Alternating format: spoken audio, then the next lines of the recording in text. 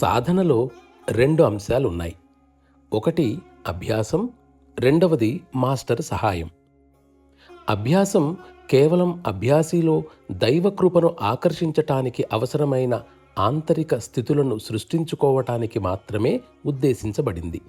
స్వప్రయత్నం అవసరం, కానీ కేవలం స్వప్రయత్నం మాత్రమే సరిపోదు. దీనికి మాస్టర్ సహకారం కూడా తోడవాలి.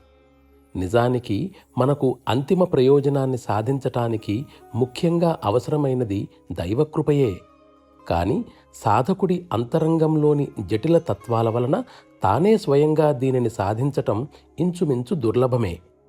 అందుకే మాస్టర్ సహాయం తప్పనిసరి.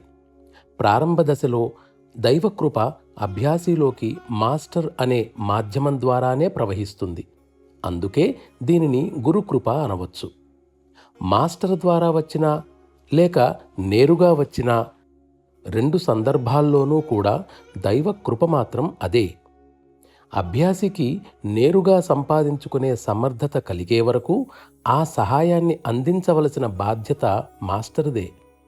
ఒక్కసారి అభ్యాసి తను నేరుగా కృపను ఆకర్షించగల సమర్థత పెంపొందించుకున్న తర్వాత మాస్టర్ గారి పని ఇంచుమించు పూర్తయినట్లే. కానీ అభ్యాసి భద్రత కోసం అతడిపై మాస్టరు తన దృష్టి ఉంచవలసి వస్తుంది. వాస్తవానికి మాస్టరు చేయవలసిన అసలు పని ఇదే.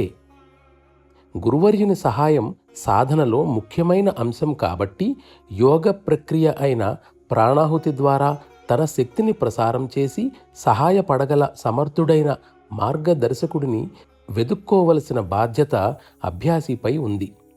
ఆశిస్తున్న పరిణామాన్ని సాధించటానికి ఇదే సమర్థవంతమైన సాధనం.